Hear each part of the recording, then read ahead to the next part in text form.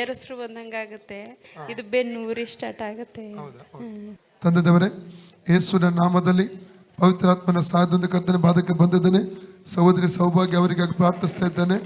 ಅವರ ಆತ್ಮ ಪರಶರಕ್ಕೆ ದೂರಗದ್ದು ಹೊಡುತ್ತಿರುವ ಅಂಧಕಾರ ಶಕ್ತಿ ದುರಾತ್ಮ ಬಲವನ್ನು ಡಿಸ್ಕನೆಕ್ಟ್ ಮಾಡ್ತಾನೆ. ಎದೆಯಲ್ಲಿ ಉರಿಯಂತೆ ಬರುವ, ತೇಗಿನಂತೆ ಮೇಲೆ ಬರುವ ಹೋರಾಟ, ಬೆನ್ನಲ್ಲಿ ಉರಿಯಂತೆ ಬರುವಂತಹ ಒತ್ತುಗಳು ಹೋರಾಟಗಳು ಶರೀರ ಬಿಟ್ಟು ಹೋಗಲಿ. ಔಟ್ ಜೀಸಸ್ ಆಗಲಿ.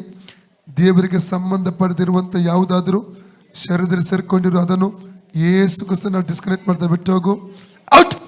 ಲೂಕ 19 ಹಾವುಗಳನ್ನು, ಚೇಳುಗಳನ್ನು, ವೈರಿ ಸಮಸ್ತ ಬಲವನ್ನು ತುಳಿದಿಕ್ಕೆ ಅಧಿಕಾರ ಶಕ್ತಿ ನೆನೆಸಿಕೊಟ್ಟಿದ್ದಾನೆ. ಆದ್ದರಿಂದ ಅದಕ್ಕೆ ಕೇಳು, ಮಾಡುವುದು ಫ್ರೀ ಆಗಲಿ ಸರ್. ನಮ್ಮದು ಹಾವುಗಳನ್ನು, ಚೇಳುಗಳನ್ನು, ವೈರಿ ಸಮಸ್ತ ಬಲವನ್ನು ತುಳಿದಕ್ಕೆ ಅಧಿಕಾರ ಶಕ್ತಿ ನೆನೆಸಿಕೊಟ್ಟಿದ್ದಾನೆ. ಆದ್ದರಿಂದ ಅದಕ್ಕೆ ಕೇಳುವ ಮಾಡಿದ್ದಾನೆ.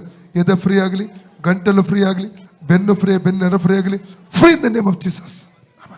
ಈಗ ನೋಡಿ ಅಕ್ಕ, ಗೊತ್ತಾಗ್ತದೆ ನೋಡಿ. ಫ್ರೀ ಆಯ್ತಾ? ಫ್ರೀ ಆಯ್ತಲ್ಲ.